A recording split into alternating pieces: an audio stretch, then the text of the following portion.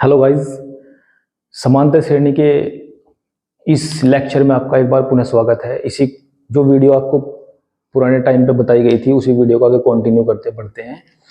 देखिए, इससे पिछली वीडियो में मैंने आपको समांतर श्रेणी का परिचय बता दिया था। ठीक है, परिचय क्या, कुछ एक एक्सरसाइज भी करा दी थी, लेकिन वो एक्सरसाइज थोड़ी परिचय की थी। ठीक है, अब उन्हीं चीजों को थोड़ा सा आगे बढ़ते हुए हम करते हैं, समांतर श्रेणी की नेक्स्ट एक्सरसाइज करते हैं। ठीक है, इसमें थोड़े से अलग सवाल है लेकिन है इजी। ठीक है, घबराने वाली कोई बात ही नहीं है। ठीक, आपकी प्रश्नावली है 5.2।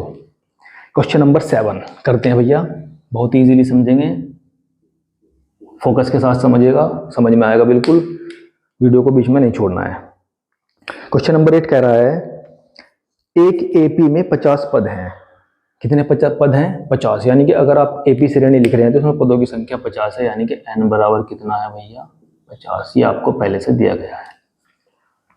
फिर उसने कहा है कि इस एपी यानी कि समांतर श्रेणी का तीसरा पद है 12। लिख लीजिए तीसरा पद। पहले क्वेश्चन में जो दिया गया उन चीजों को लिख लेते हैं, फिर आगे बढ़ेंगे। तीसरा पद है 12 और अंतिम पद है 106। अंतिम पद बराबर हो गया 106। और भैया उसने पूछा है कि 29वां पद ज्ञात कीजिए, 29th, यानी कि A29 आपको ज्ञात करना है।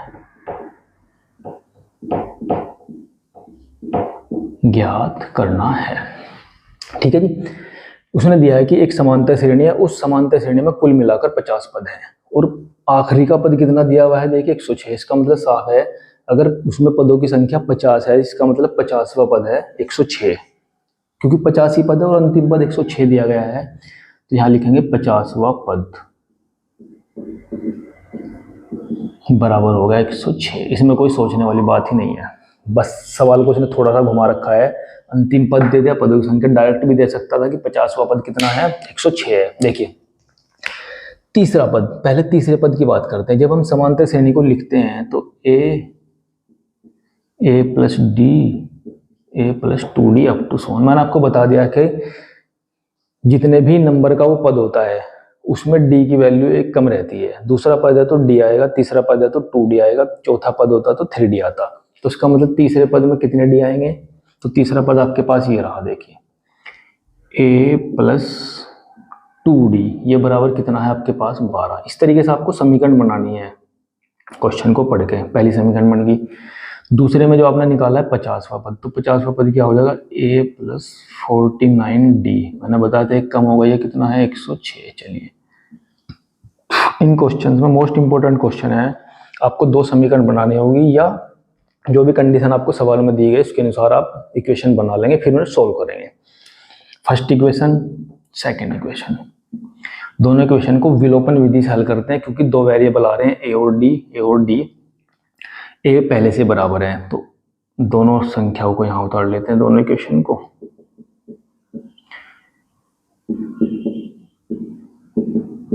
चलिए विलोपन विधि से हल करते हैं। विलोपन, इसके लिए मैंने आपको एक अलग से वीडियो बना रखा है, विलोपन का कैसे करते हैं उसे समझ लियो, अगर नहीं देखा है तो देख लेना भैया।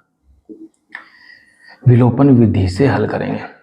विलोपन विधि से हल करने के लिए आपको कोई भी एक वेरिएबल इक्वल करना पड़ता है। a पहले से इक्वल है लेकिन दोनों प्लस हैं, तो दोनों के साइन चेंज करने पड़ेंगे। जब इसका साइन चेंज करेंगे तो पूरी इक्वेशन का साइन चेंज हो जाएगा। a plus a minus cancel, 49 से 2 गए, आपके पास बचेंगे 47। d 106 से आप 12 घटाएंगे तो 6 से 2 गया 4, 10 से 1 गया 9, तो आपके पास कितना बचेगा? 94।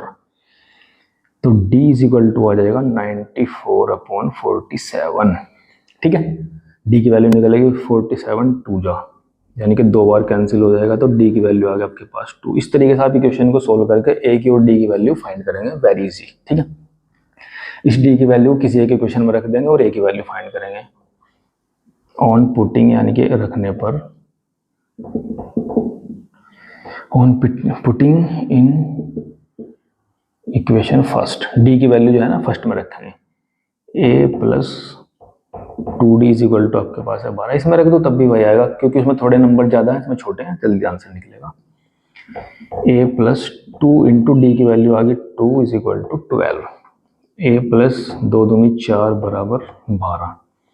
ए बराबर आ गया 12 माइनस 4, तो ए की वैल्यू आ गई भैया 8।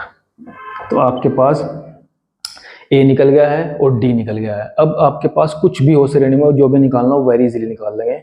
देखिए इसने पूछा है हमें 29th पद, ठीक है, इस श्रेणी का कौन सा पद निकालना है हमें 29। तो 29th पद क्या होगा, ए 29 बराबर हो जाएगा ए प्लस 28d। इसमें सोचने की कोई बात ही नहीं है, मैंने आपको बता रखा है जितना भी पद निकालना है डी के साथ उससे एक कम नंबर लिख लीजिए।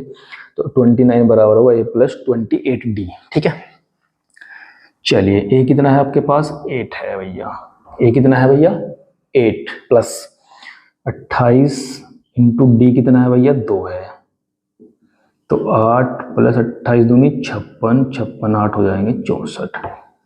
तो ये जो श्रेणी आपको दी गई थी, जिसकी आपको डिटेल दी गई थी, उस श्रेणी का जो 29वां पद है वो कितना होगा भैया, 64 होगा।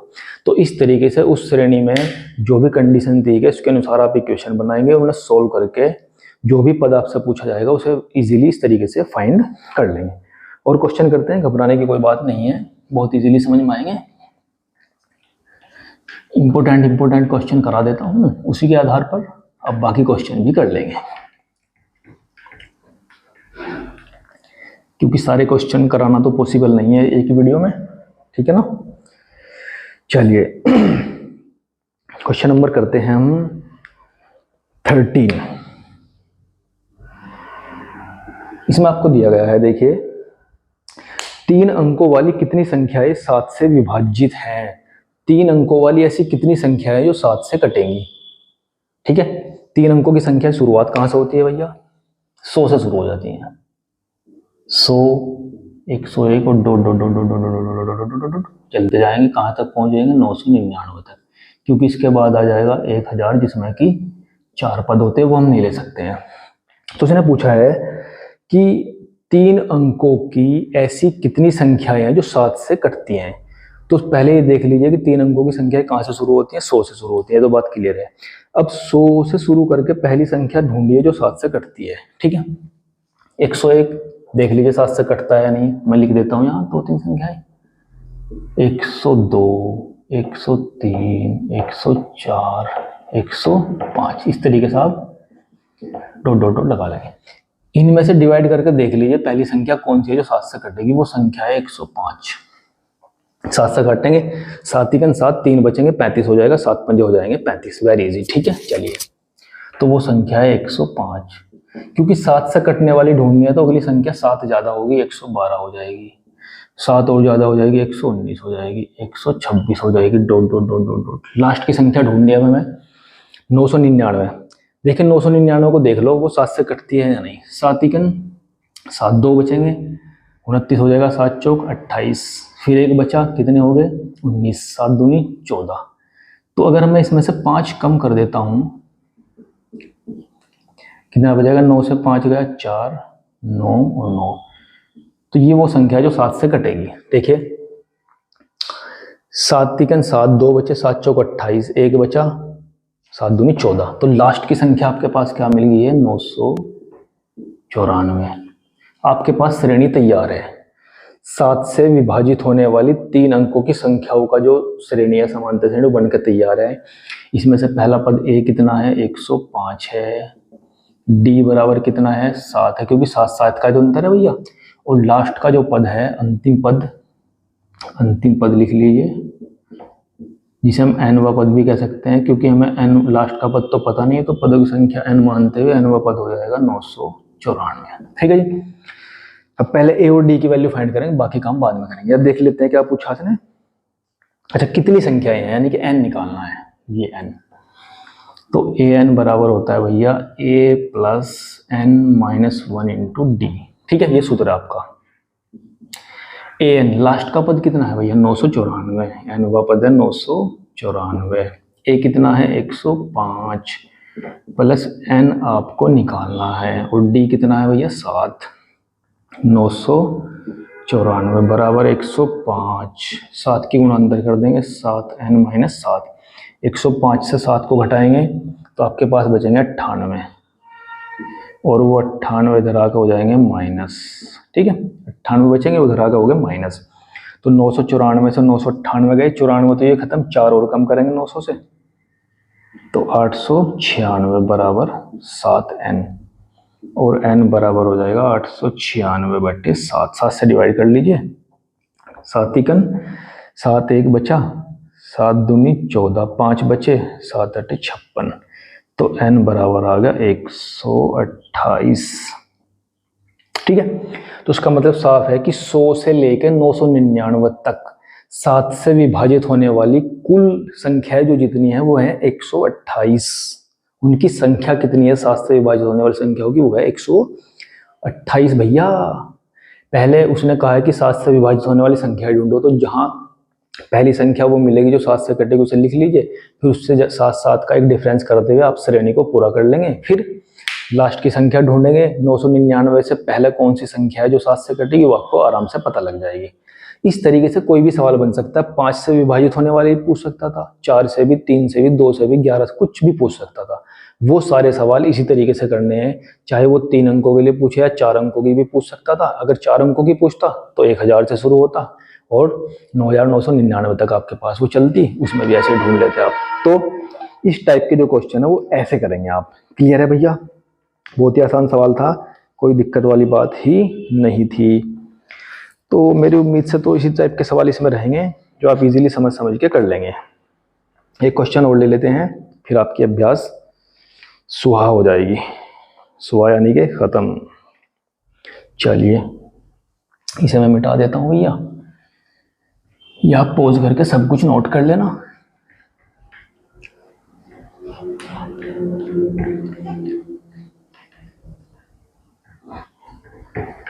चलिए भैया थोड़ा सा और आगे बढ़ते हैं, थोड़ा सा देख लेते हैं भैया क्या है इसमें।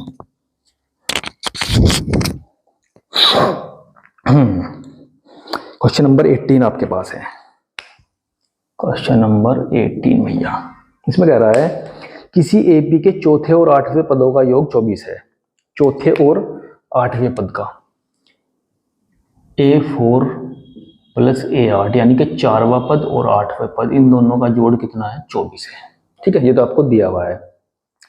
और छठे और 10वें पदों का योग 44 है। छठे और 10वें पद का योग देखिए, छठे और 10वें पद का योग भैया कितना है? देख लेते हैं भैया, नजर नहीं आ रहा, 44 है। देखिए ध्यान से, कुछ नहीं दिया गया, बहुत आसान सवाल है।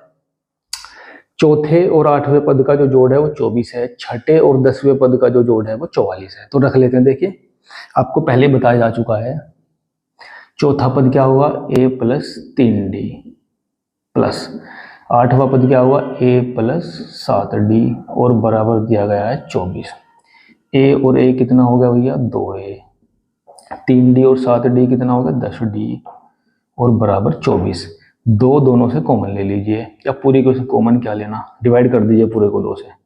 तो A प्लस 2 पंजे 10 और इसे डिवाइड करेंगे 12। तो पहली समीकरण आपके सामने बन चुकी है।